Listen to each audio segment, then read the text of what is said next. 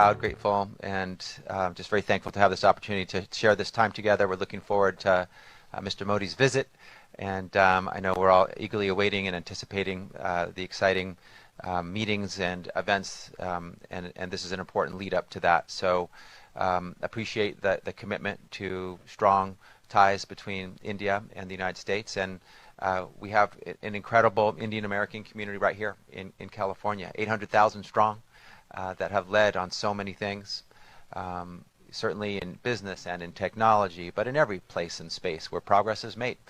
Indian Americans are there leading powerfully with great talent and inspiration. And so I want to say thank you for the opportunity to spend time with you today. And you know, one of the great things about California is diversity is our strength. It's our secret sauce. It's what makes us great. Only Modi ji could have done what was not done in the past decades. And it was made, you know, they made it sound like Article 370 is some kind of a huge monster which cannot be abrogated. But Modi ji, thank you. Modi ji, if you're listening, thank you. You're the one who did it. We met him in Houston, and we thanked him there also for doing what he has done. Our Kashmiris are very happy, and Kashmiri Muslims, Kashmiri Hindus, Kashmiri Pandits, generally speaking, are very happy with the action that you have taken, Prime Minister PM Modi ji, in abrogating Article 370, and they're very happy. The businesses are flourishing. Kashmir is flourishing. The infrastructure, the construction, the buildings, everything is happening, and we're very, very sure that Kashmir is going to be Kashmiris are going to be very happy, and they are happy. And I think Kashmiri Pandits who had to flee for their lives 33 years back, you know about it. And, you know, I'm very sure that they are also very happy about this change. And they're looking forward to going back to Kashmir, living there, and settling down and living with the bigger community. Kashmir has prospered. Kashmir is doing extremely well with the development, infrastructure, and also the security. I think people are feeling much safer, you know, very secure. I think I see a very bright future for Kashmir, and we're very involved in the economic development side. You know, we unfortunately went through a very difficult time in the past 33 years with a lot of issues related to terrorism. And that's one of the reasons I founded the organization that I founded, Indo-American Community Federation, to promote pluralism, to promote unity in diversity, and to make sure that we all live together in harmony. And, you know, thank you so much for the question, and I see a very bright future, and we are here to work always with the PMO's office and with our people in India. Kashmiris, they're doing very well. I think we have only Kashmiri Pandits who are away from Kashmir, but there's only about 800 people who are in Kashmir right now, and you know, right now I think the entire globe is wherever you can be able to benefit economically, jobs, you know, it doesn't really matter anymore, honestly, you know. But you know, last year we had the highest number of tourists who visited Kashmir, and I mean, people couldn't even find hotels. So I think that's a sign of progress, and I'm very sure that nobody is stopping anyone from traveling to Kashmir or going back, or, you know, there's a lot of Kashmiri Pandits, I'm sure they're investing, they're buying properties. I am with the NVIDIA AI Nations team. I head what we call AI Nations initiative, which is around strengthening partnerships with countries all over the world to prepare them for the next generation, which is AI. AI is mainstream now, as Dr. Pannu mentioned, especially with ChatGPT and Bard. Generative AI has taken over the world, right from 8-year-old children to everybody is using it.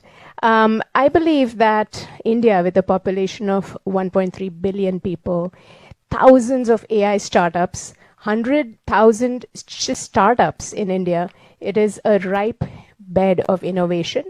And with the young population in India, it is a ripe bed of the upskilling and the opportunity to upskill the next generation in terms of their readiness to create AI and also to create jobs, and also the ability to use AI as a tool. Because honestly, not everybody is going to be an AI practitioner, but everybody is going to be a user of AI. And that is what NVIDIA is focused in making sure we engage with countries in democratizing AI as, the comfort of using the tools, using the technology, and the potential of AI, we believe, is not achievable unless everybody has access to it. So our focus is trifold: engaging with government, industry, and academia, and triangulating between these three entities to propel the country forward. And that's what we are doing with India as well. Huge potential there with the startup as well as the universities. And now with the contributions and the efforts from government in terms of the recent 2023 budget, which has allocated huge sums, billions of dollars, $3 billion towards AI strategy and AI investments. तो हमारी जो कोशिश है basically पे back to our country, पे back to our nation है, क्योंकि जो कुछ भी मिला है हमारे देश से, चाहे आप भी आए हैं तो यहाँ सेटल हुए हैं, जो ग्राउंड है, जो बेसिक एजुकेशन है, कहीं ना कहीं से वो अपने देश से मिली है। एजेंडा लेके चलें कि मिशन लेके चलें कि अपने देश के लिए क्या कर सकते हैं, और उसी की कड़ी में हमें अपॉर्चुनिटी मिली कि हमारे देश के पास एक ऐसे नेता, एक ऐसे लीडर मिले हैं जिन्होंने पूरे देश की ग्लोबली परसेप्शन चेंज कर दी है। तो अब जब प्राइम मिनिस्टर साहब का विजिट था अमेरिका में, तो हमारी कोशिश थी कि सिलिकॉन वैली में हमारे जितने भी प्रोमिनेंट इंडियन डायस्पोरा के लोग बैठे हैं, उनका ओपिनियन उन तक जरूर पहुंचे। तो दिल की गहराई से आप सभी का शुक्रिया, बहुत बहुत धन्यवाद। Prime Minister Modi, what I have heard and seen has in last 9 years have developed schemes, Rozgar Mela, like job fairs, and under the Ministry of Education and Skill Development, they have come up with the Kaushal Vikas Yojana at school levels, and I think those are really great.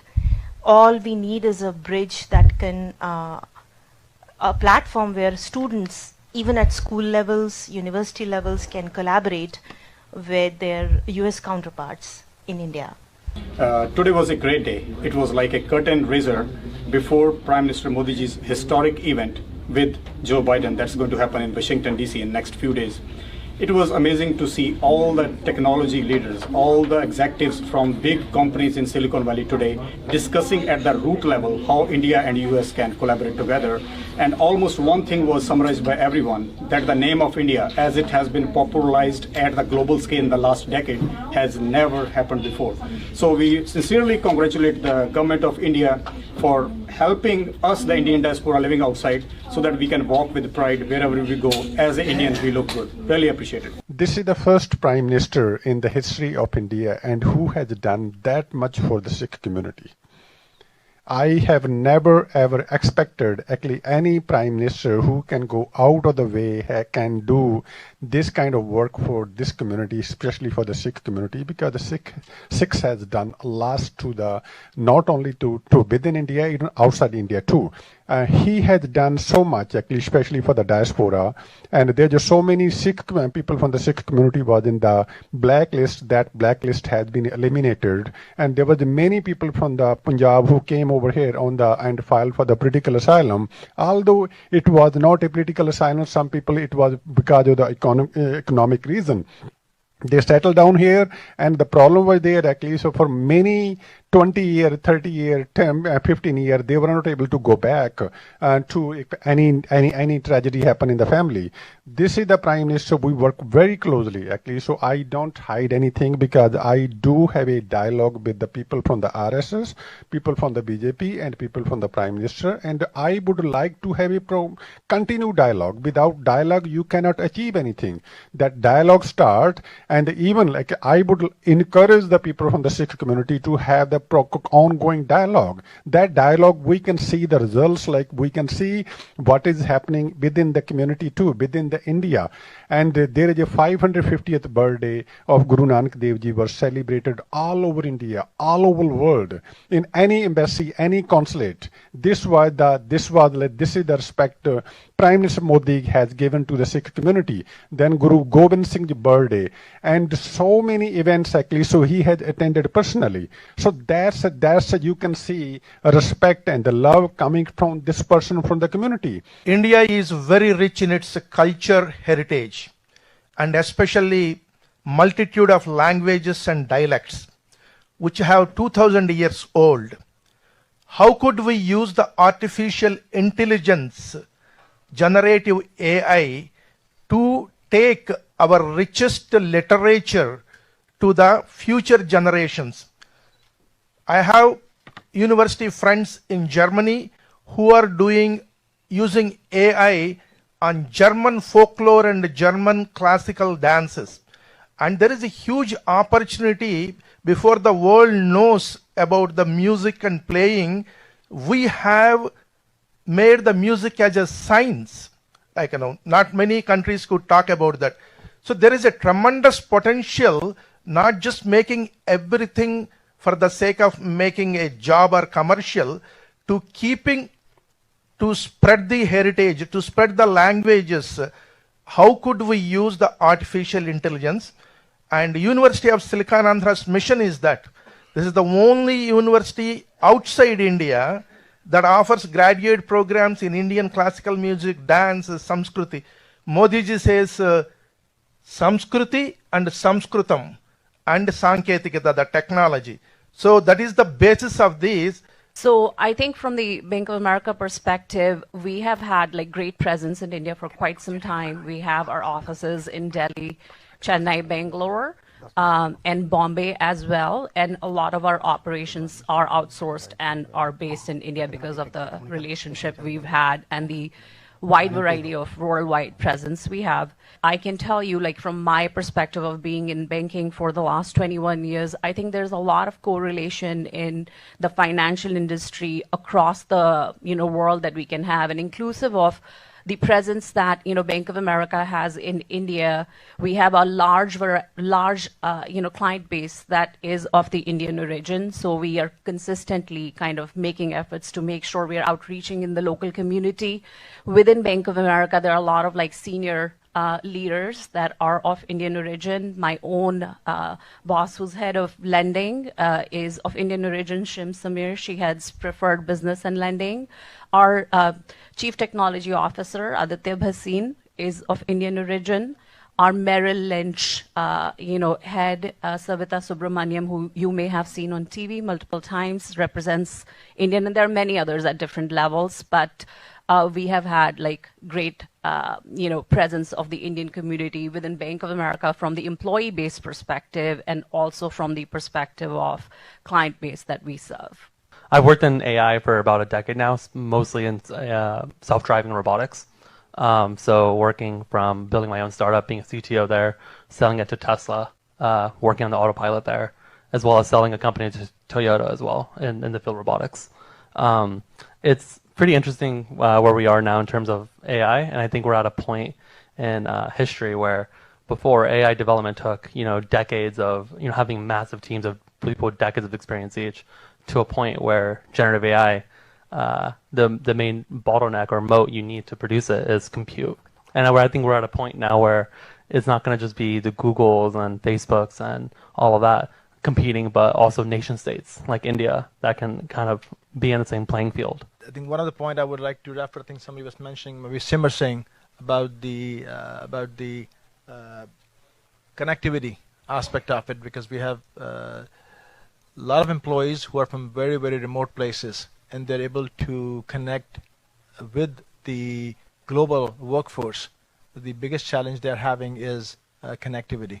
They have a lot of skilled workforce in India, but if you can build that network for them to excel, I think the workforce which is not being today be able to utilize can be utilized. So going back to your question, Panusab, the elements of recruitment is not an issue. It's just typically is the upskilling is happening. A lot of companies are focused on India for upskilling. The challenge which I foresee again is the network connectivity. That can be improved. We can see the real benefits of the work done by the other organizations. And once again, I would like to thank everybody today for making their presence. My name is Yogi Chog. I've been a resident of the United States for 37 years. I currently live in Fremont. South Extension, Delhi is where my home is.